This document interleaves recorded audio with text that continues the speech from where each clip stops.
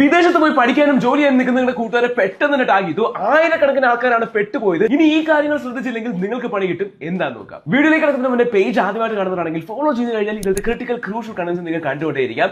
അതിലുപരി ഈ വീഡിയോ നിങ്ങൾ മാക്സിമം ആൾക്കാരിലേക്ക് ഒന്ന് എത്തിച്ചു കൊടുക്കുക. കഴിഞ്ഞ വർഷം ഡിസംബർ 30 ഒഡീഷയിലെ റൗർക്കേല പോലീസ് ഒരു സൈബർ ക്രൈം സംഘത്തെ അറസ്റ്റ് ചെയ്തതിനെ തുടർന്നാണ് ഈ ഒരു തട്ടിപ്പ് പുറത്തു വന്നത്. സംഭവം എന്താണെന്ന് ഞാൻ പ്രിസൈസ് ആയിട്ട് പറയാം. ഇന്ത്യയിൽ നിന്ന് ജോലി വാഗ്ദാനം ചെയ്തിട്ട് ഒരുപാട് ആൾക്കാരെ കംബോഡിയ എന്ന് പറഞ്ഞ രാജ്യത്തേക്ക് കയറ്റുകയുണ്ടായി. അവിടെ ചെന്നിട്ട് ഈ ഇന്ത്യക്കാരെ വെച്ച് തന്നെ നമ്മുടെ ഇന്ത്യൻസിനെതിരെ സ്കാംസ് അല്ലെങ്കിൽ സൈബർ ക്രൈം ചെയ്യാൻ അവരെ ഫോഴ്സ് ചെയ്യുകയുണ്ടായി. അവിടുന്ന് തിരിച്ചു വരാൻ യാതൊരു സാധ്യതയില്ല. കാര്യം ഈ പാസ്പോർട്ട് മറ്റുള്ള കാര്യങ്ങളൊക്കെ അവർ പിടിച്ചു വെച്ചിട്ട് ഫോഴ്സ് ചെയ്യായിരുന്നു നമ്മളെ തന്നെ പറ്റിക്കാൻ. ഇപ്പോഴത്തെ റീസെന്റ് ട്രെൻഡിൽ ഇപ്പോഴത്തെ റീസെന്റ് അവസ്ഥയിൽ നമുക്ക് നല്ലൊരു ജോലിക്ക് വേണ്ടിയാണ് നമ്മൾ പുറത്തു പോകുന്നത്.